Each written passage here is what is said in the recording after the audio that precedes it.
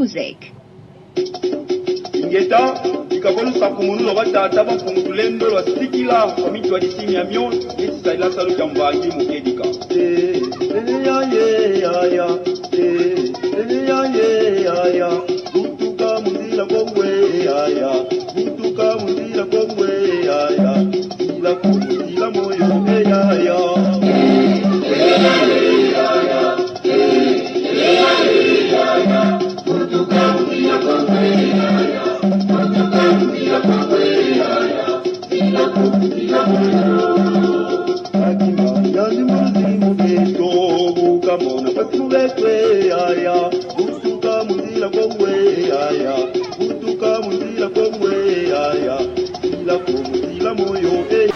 Voilà, mbote mingi Congo Central, mbote na bana Matadi, mbote na bande konyoso. O bozaka libakwa ko ndabiso na kati ya émission ya Évangile ya Bulu ya Kende. Esa kindoki kati na bonkolo. Na bisaki bino na 610 na kati ya Congo Central na ville ya Matadi émission mokote e kotika na kotela maloko la Bulu ya Kende. Na sina contrat na ngai ya 10 ans. Na komi déjà na 8. Donc on a 7 ans, Maki Moke Bagisami na komi na 8 ans. Donc on a tika na 2 ans et puis na Kabo na bino bye bye Bulu yeke kotika koza esute. Na ko pesa ngo na moto oya koza na posa azwa ne Bulu yeke azwa na ye. Na tika na 8 donc 18 ans et là a consommé et puis 2 ans etikali. Bana Matadi 2 ans etikali ya succès. Na ebisa ki bino kata Matadi na kangi bango nyonso kraka. Émission mon côté journaliste mon côté à côté la koyoka lokole Eric Solo. Voilà na moni bango ba union ya kusingwa bakele tangala nga moto azokanga lokola Eric Solo azate pe kozala te ti après 10 ans nde na fongoli bango lokola fongoli bango boya na ko fongola bango après moto so yokana mais tant que nazana na kata Bulu yeke émission mon côté koyokana na tika na 2 ans 8 ans ngo wimaki kilo na maboko na evite muzuna ko chango na mutue so na ko chango wapi. Voilà oye comment monsieur comment masoko lingo yeba soko za minkisi etalio soko za nzambe etalio beto baboye sendo yekumazulu. Voilà. Voilà, merci. Nabana Matadi na confiance. Oh, bo sala rapone émission oyo bo continuer kolanda émission oyo émission za émission batama yele bato batonda na buani ande balanda ke émission oyo eza émission fongola batebele makamebele oboye bagate église catholique na to sala bino ngo batebele bayeba ke église catholique oya ya médiatrice ya ville basse batonga ngo quand et si la quand na te ko pesa bino ngo c'est le 10 novembre 1959 ebele bayeba ngo te biloko ebele on a tuni ba matabisi na Kikongo bantelo batebele boyeba kango te biloko ebele on a tuna. Alors bon c'est la confiance et puis bon temps bon na Kabulu yeke e fonga bino makambebele oza conseil gratuit na opesa na ba papa na ba maman ba professeur même ba professeur ba maître bon temps bon na Kabulu yeke boko zo ba questionneur oyo ko permettre bino culture générale bon tout na pas bana parce que mission da mission batama yele et mission batama zo baté oyo ko lobaka émission pambala pamba oyeba ke ana problème mutu mutu opena ayebi kotanga alinga mi kotanga alinga ko se cultiver akolinga alande émission oyo po azwa mayele yango na ezali bongo objectif ya kati ya émission ya Bulu yeke je crois ekosala pena bien makasi na bino nyonso donc mikolo yo bangunza bazozaka mate pona nini ngunza mikolo province na kimia eyenge zola eyenge zola eyenge oya mwinda miyaya mwinda miyaya sukapeni yo mwinda miyaya mwinda miyaya sukape oh haleluya tuyimbira ewonga wanika katule mama yoyo onda tondele ekitambala kapembe na nivo etikyo ngunza bwetikyo zambile yaye ngunza bwera mikolo mpeveza te province na kimia moyena sakoleza te lepi grâce bilolo azwa pouvoir province etika na kimia to bengana bambeni bakenda moyen mpevezwama eza te yo sikoyo okisakasaka oyo oye kote na kata posi oyo akozwa na kopesa ye 10 000 francs Oh kakoza minute bou 10 000. Yebisa ngai signification ya bateau. Bateau linge lobani. Mbote papa. Mbote papa. Mbote. Bateau elinge lobani. Bateau neti. Bateau ko bateau ya kana banani na mokata mai weta mwana mai. Bateau wana elinge lobani. Non, elinge loba moyen de transport hein, o etalaka mai et même ba marchandises, tout comme même bateau, tout comme même carburant et consort. Néanmoins, n'habite ce qui définition là ngom soué salaka parce que wana peut-être on yoti nanga na que nos détails ba lettre par lettre oh exagiste. Bateau. Bateau. Ah oui. Beta mai. Beta Mai. Beta mai. Bateau. Beta mai. Louvounou. Mbote. Bateau. Omone le bateau. Elinge lobani. Bateau ko no yoko ngoto ikaka na matoya. Même na citoyen na bino na yekso ngote bateau.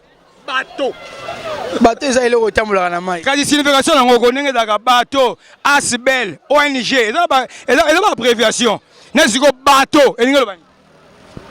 Ah pour le moment vraiment na bosana. Bona mai. Oko panzango? Eza mnogoni.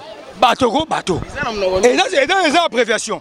Bateau. Eza na abréviation. Na tikala jamais ko utiliser ngo. O tika jamais ko utiliser ngo. Rien. Siko fosa ni po yebango. En tout cas naza vraiment intéressé ta ko yebango. Merci beaucoup.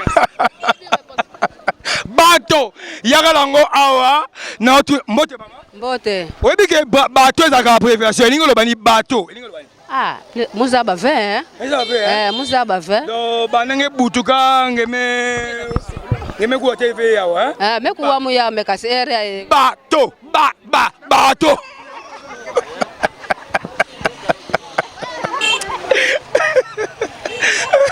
Mbote mama.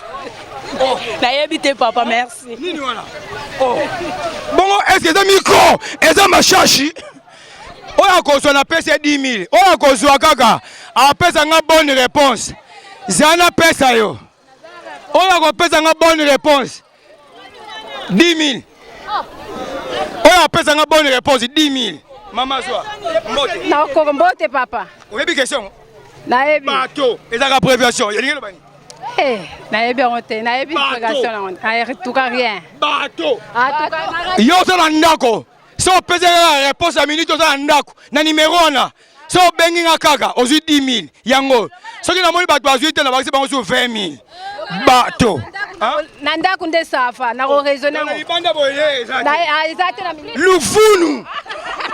Mbote papa. Mbote yo. Bateau. Elinge lobani. Ah, bateau. Ah, moi idée gozo na ngome. Toleka, ya toleka. Bateau. Bateau. Béwan de Boulangerie. Ah, rien boulangerie. Boulangerie. Bateau en ah. Allez-y. Bâtiment aquatique. Des boulangeries. Ah ouais. Angazambe. Nabi opesi ngai. Ozwi bonne réponse. Mbote papa. Bateau. Elinge lobani. Eza elo itambola na mai. Siko ezaka prévision siko yo nyoso nango. Batimbu nani wana balobengoni. C'est un moyen de transport navigable dans l'océan ou comment? Pardon, allez-y. C'est navigable.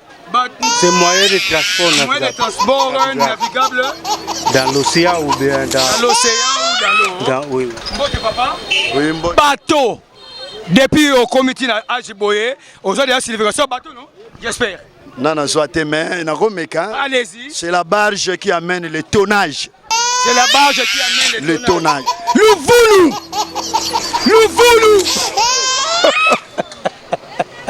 Louvou.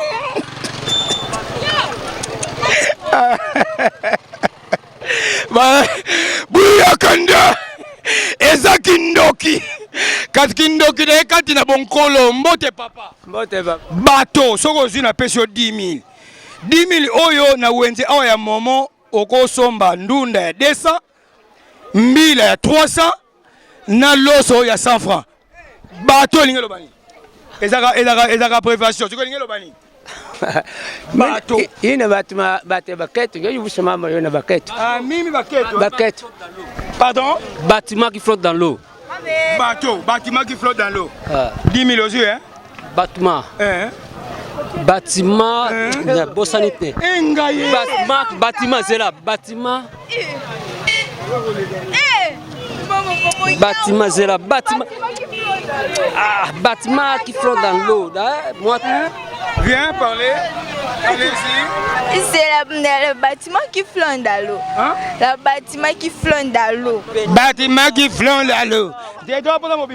Bâtiment qui flotte dans l'eau. Louvoulou. Maman, tu as 10 000. 10 000 yangoyo. Bateau, il y a le bateau. Moussa Bafé. Hein? Moussa Bafé. Vraiment. Moussa Bafé. Tout est en classe, moi aussi.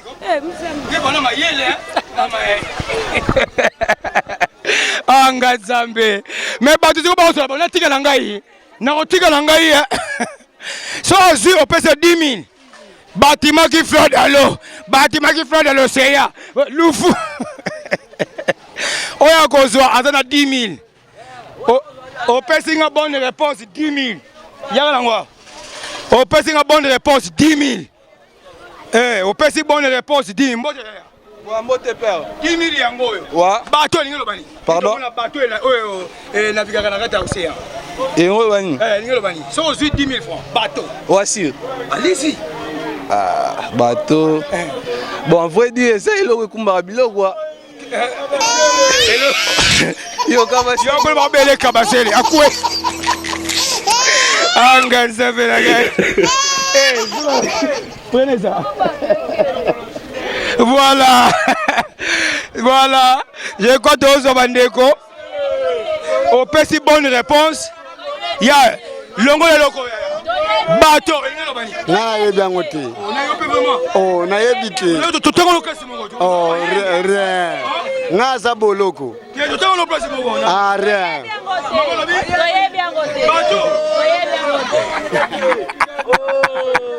Évangile Koti. Évangile Koti. Matali Mobimba. Ah, papa Goyeba. Mbote papa. Bonjour. Bateau. Et n'y a que le bannier de la prévention. Bateau. Bateau. Bateau. Bien botanga kala bokoy ba célébration. Bateau ça ko navigaka ko bateau ya munene wana. Oya na bateau na jamilo ke. Le bagani bateau. Bateau. Et soki le bagani. A prévention lango yango wana. Siko mulayi nango lingelo bani. Ah na ebite. Olobi? bâtiment flottant dans l'eau. Pardon? Bâtiment flottant dans l'eau. Bâtiment flottant dans l'eau. Ah, non, on a évité. Ensuite, bâtiment flottant dans l'eau. Bâtiment flottant dans l'eau. Bâtiment dans l'eau. Bâtiment dans l'eau. Bâtiment dans l'eau. Bâtiment flottant dans l'eau. Bâtiment dans l'eau. Bâtiment flottant dans l'eau.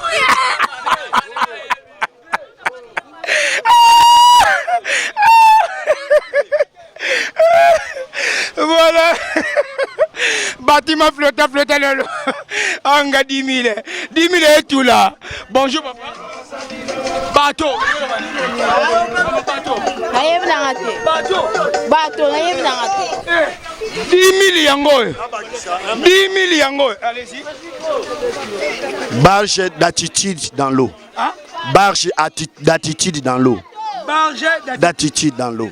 Barge d'attitude dans l'eau. Louvounou. Louvounou. Bâtiment fait bâtiment. Bonjour. Bouya Kande. Mbote papa. Voilà. Yo dans la classe, voyez bateau. C'est une abréviation. Bateau. Tu n'as jamais su? Oui. Oh là, oh là, oh là, oh là, oh là. Bâtiment, la flotte à la l'eau. Ah, Zambé. Évangile Koti. Évangile Koti. Matali Mobimba.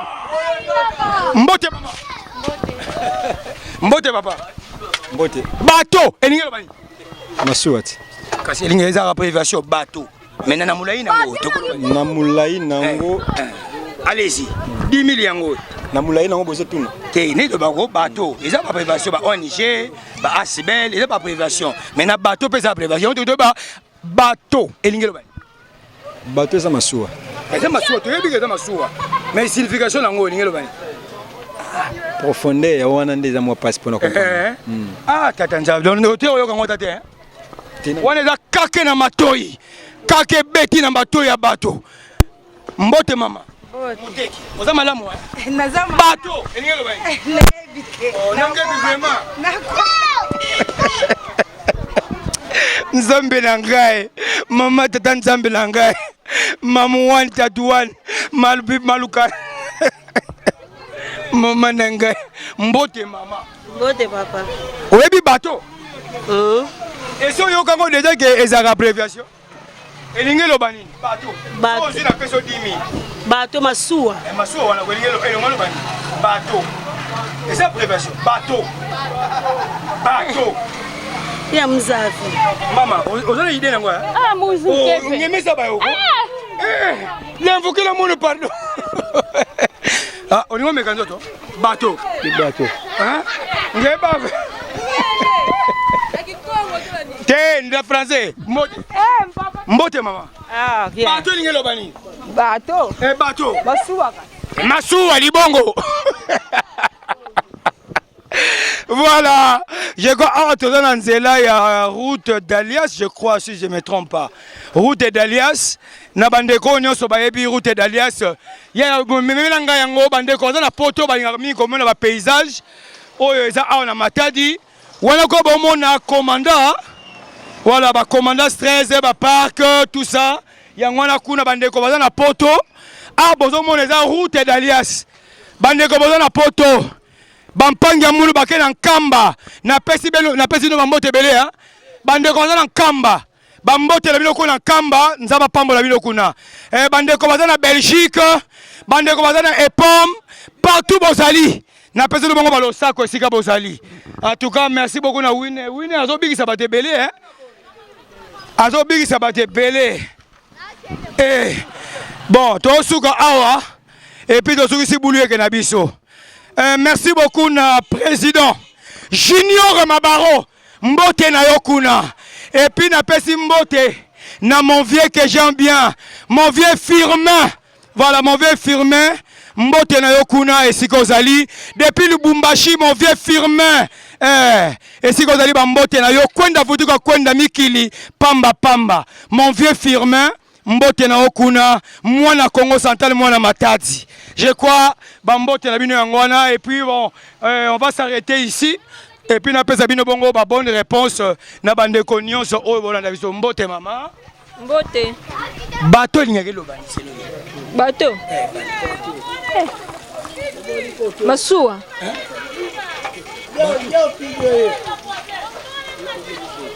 Voilà. Merci beaucoup à mon vieux Dikadi Kando. Ah, mon vieux Dikadi Kando, mwana Matadi. Mikili kwenda vutuka kwenda mbote na yo. Mon vieux Dikadi Kando Firmin. Mikili kwenda vutuka kwenda. Na pesa bongo balosako esiko zali. Mbote na yo kuna mon vieux Dikadi Kando. Dikadi Kando mwana poto ya solo. Atikala ba petit basagana bango. Ya sagana na poto lemba vani na Lubumbashi. Mwana Matadi mwana Congo Central mon vieux Dikadi Kando. Mbote na yo eute pa ya petit frère na yo Eric Solo. Mon vieux Dikadi Kando. Merci à Merline Solo, la grande couturière. Mbote na yo chérie, je t'aime bien. Merci Ebenezer Solo. Merci beaucoup à Graciana Sono. Merci beaucoup à Daniela. Merci à Bénédicte Matondo. Merci à Priscilla. Merci à tout le monde depuis ma résidence. Je vous salue et je vous aime tant, comme vous le savez. Ça n'est fini, hein, mesdames et messieurs. Maintenant, je vous donne la meilleure des réponses à retenir ceci. Hein? Ça, c'est vraiment important, c'est à retenir. Zoa émission Oyo Bomba Kayango. Kalaming était 10 ans à Oyokoka. Ce qui disait Koki na tiki nyonso. Yebaka après 10 ans na otika nyonso. Na otika boulou yeke na osala ngo soutien Koki déjà 8 ans. Et tikali 2 ans il y a existence il y a boulou yeke. Et après wana mulu na beno tome vambana. Beno sosa buta beno kaka ani sala beno babulu yeke na lembi pendant 10 ans combien de questions na tuni et belé hein. Voilà, merci beaucoup. On peut saluer le bongo maire des réponses à retenir ceci bateau hein. Bateau ezaka abréviation na bandeko nyonso nayebi ke peut-être lelo bimeli yo na surprise oyebaki yango te mais kanga yango koma na kaye bana bokoma na kaye kosunga bino depuis même professeur boyebi yango te ebele bosaka ba recherche te il faut faire de recherche, c'est très important allez nengo moni tableau na biso ebimi wana yango ezo justifier meilleur de réponse ya bateau oyebaka ngo te lelo kanga ngo comment on a kata kaye ale bana ko kabola ngo pa bana panza ngo eli koloba bâtiment aquatique traînant sur l'eau. Comprenez? Bâtiment aquatique traînant sur l'eau. Bâtiment aquatique traînant sur l'eau. Voilà, tu peux dire, maman, il y a aussi le biloko, il y a un biloko à ton lukango, il y a mon aufé, il y a aussi un cadeau. Bâtiment aquatique traînant sur l'eau. Bâtiment aquatique, c'est un bâtiment. Non, on les a bâtiment mobimba wana.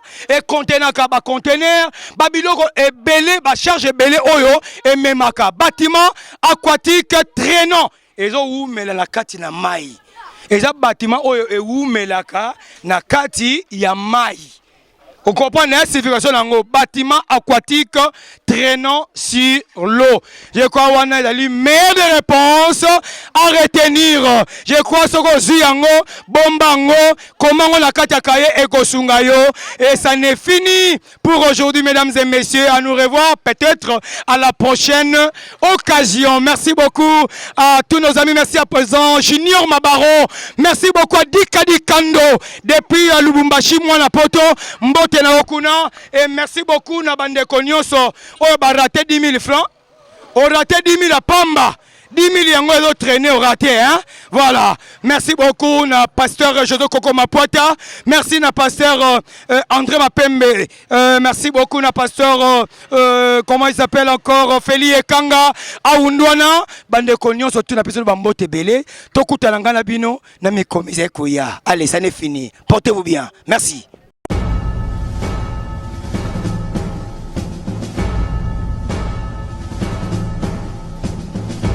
Music. Ingeta ikakoluka kumunula batata bamfungulendo lwa sikila omitu wa disini ya myon eti saila salo jambangi mukedika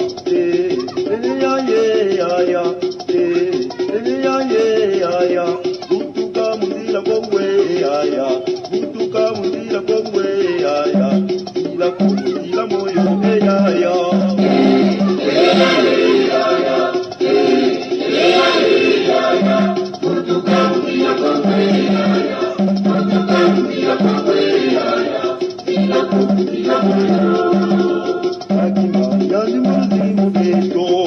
Kamona pati mubekwe aya, usuka muzila kongwe aya.